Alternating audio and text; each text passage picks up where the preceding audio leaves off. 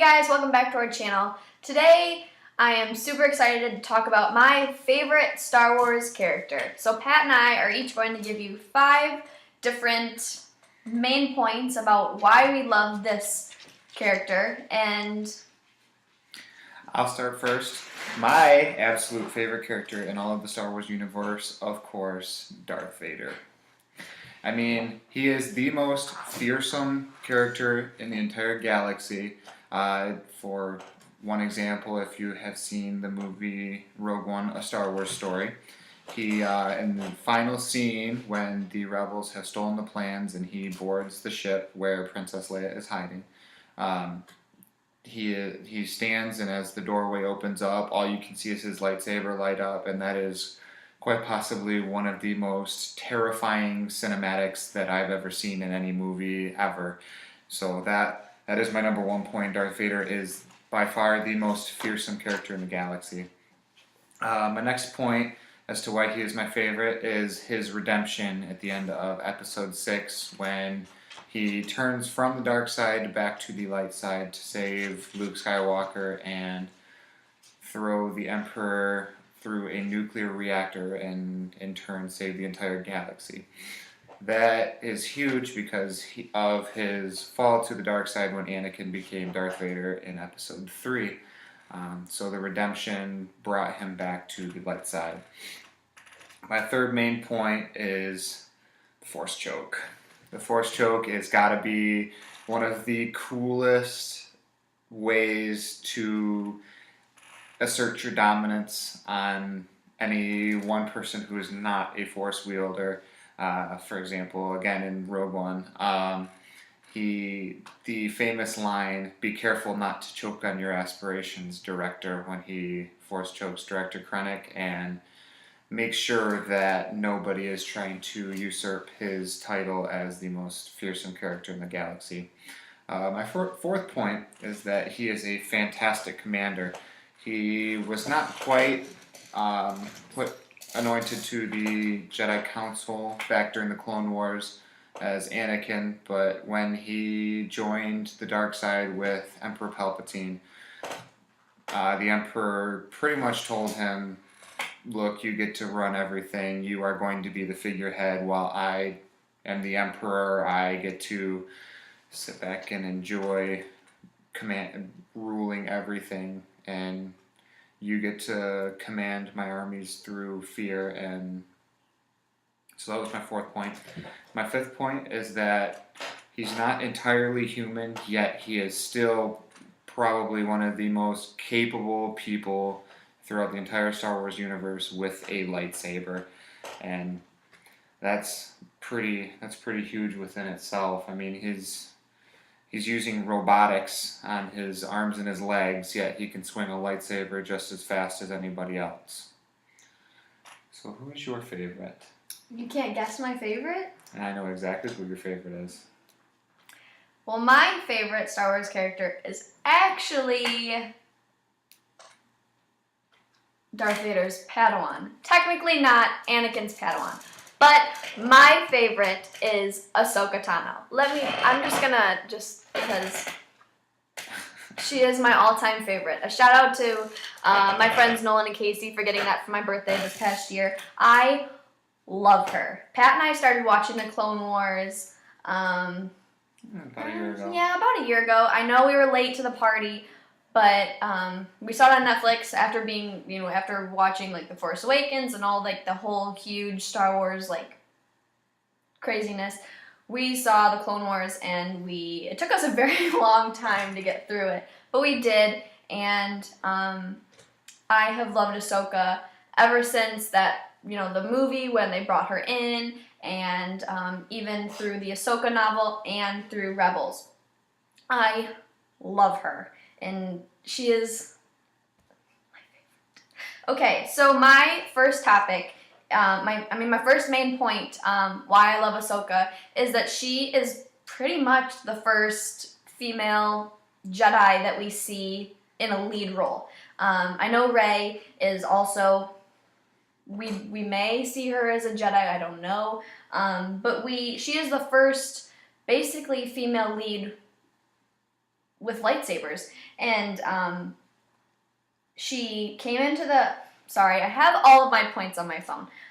She came in to the Star Wars universe in 2008 as a youngling, as a Padawan. Yoda gave her to Anakin to try and make him more responsible, make him grow up a little bit.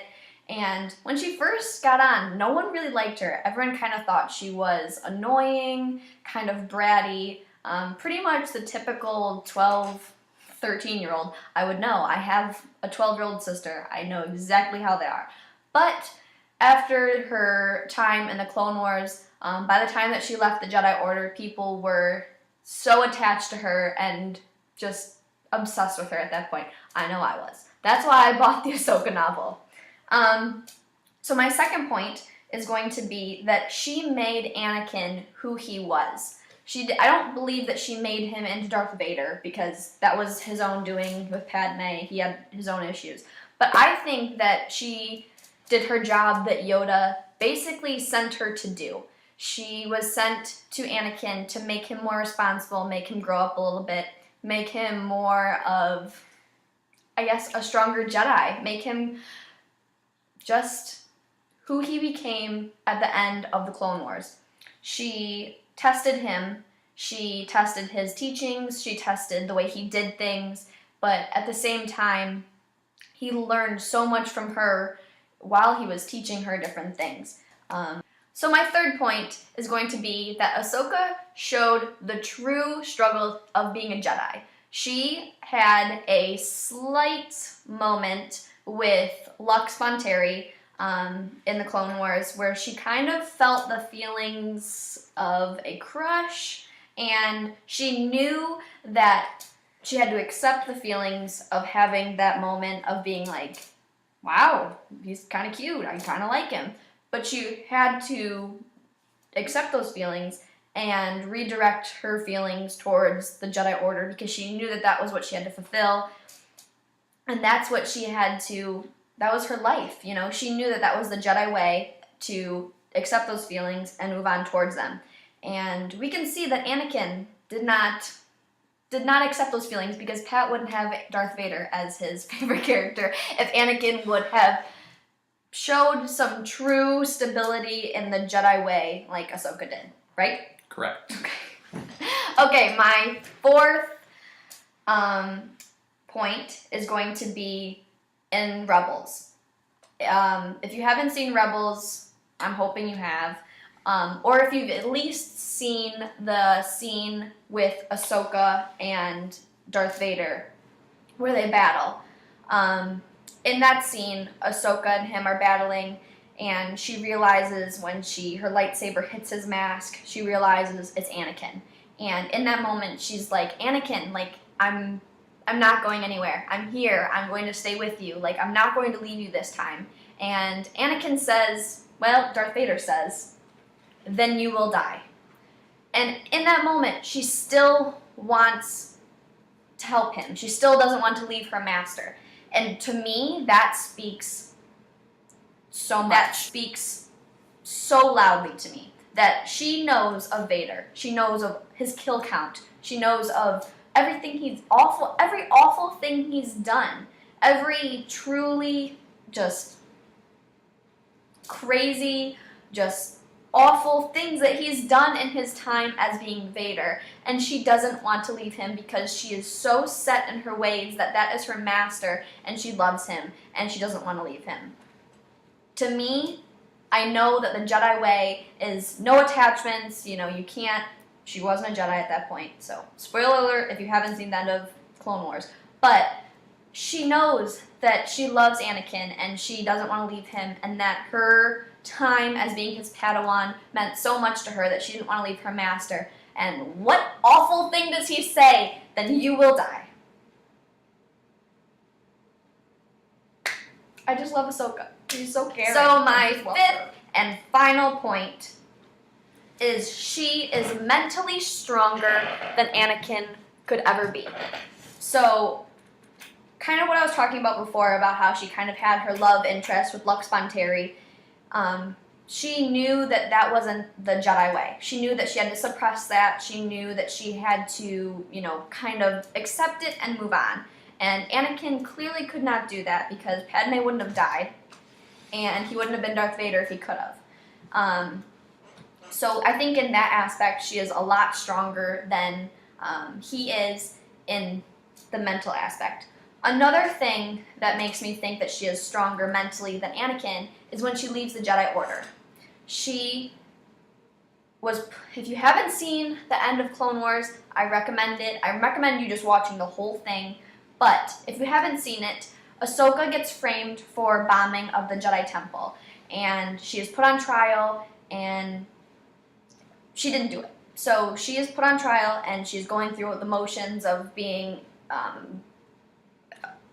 what's the word I'm looking for? Tried. Sure, that wasn't the word, but yeah, that works. So she's put through this whole ridiculous thing for being accused. That was the word I was looking for. Accused. Yeah. So she's put through the ringer, basically, for being accused of bombing of the Jedi Temple. And after the whole thing happens, they find out it wasn't her, and they, try the real person that did it, and blah, blah, blah. At the end, I'm going to try again. Because I'm losing my train of thought, and are you getting bored? Because I'm so talkative. Oh, I'm drunk. I mean, me too. This is why, my thoughts are not coming from where I want them to be. Alright. Okay, so I'm just going to start over from the top, and I will try and not be so long. Okay, so my fifth and final point is that Ahsoka is mentally stronger than Anakin ever could be. I think that she is mentally stronger than he was. First of all, kind of like how I said that she had a kind of love interest with Lux Bonteri and had to accept it and move on. Anakin could not do that, or else Padme wouldn't be dead and he wouldn't be Darth Vader.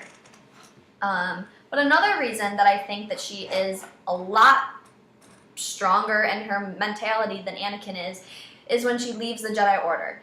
So if you haven't seen the Clone Wars, I'm going to give you basically a huge spoiler alert as to how it ends, but if you have seen it, you'll know what I'm talking about. So at the end of season 5 of, is it season 6? 5. Yeah, okay. So end of season 5 of Clone Wars, she is tried for bombing of the Jedi Temple, which she didn't do. So she is put through the trial, and they strip her of her Jedi, I guess, membership, you could say. So they basically strip her of being a Jedi, and they rip her Ahsoka bead out off her head, and basically tell her that you are no longer allowed to be part of the Jedi Order. And so they put her through trial, and she is just ripped apart in this whole process, and they come to find out that she was not the one that did it. So at the end of her awful, awful time that she's had, they tell her, you can come back now. You can come back. We were so sorry this all happened. You can come back. And Anakin opens up his hand and hands her Ahsoka bead back. And she closes his hand and says, nope. So basically, she is just turned and is turning to a life of no Jedi, no nothing of that anymore, and turns away and walks away. So I think that she's mentally strong because she is putting herself in a completely different way of life. She walks away from everything she's ever known. She's been raised to be a Jedi since Plo Koon picked her up and brought her to Yoda. So she has turned away from everything because she knew that she couldn't put her whole heart and soul into the Jedi Order anymore. And so she walks away, and that is something Anakin could have never done. So I love Ahsoka. I would love to see a live action film of her. If anyone ever needs, someone to play her, hit me up. Call me. I'll do it. I love Ahsoka so much, and I love the lady who voices her. Ashley Eckstein, so I'm obsessed with her through and through, and I love her so much. So that's probably why it took me so much longer to talk about Ahsoka than it took Pat to talk about Darth Vader, because I am obsessed with her. So I hope you guys enjoyed this video. I hope you guys didn't get sick of me talking so much. We will have more videos posted very soon. Make sure you watch for our next video and keep your eyes up, Guardian. Bye, guys.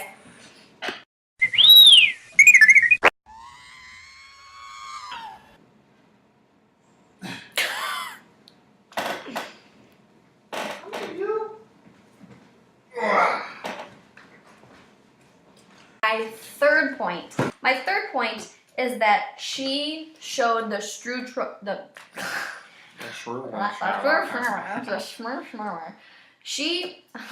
I'm gonna try again, okay, because I'm losing my train of thought and are you getting bored?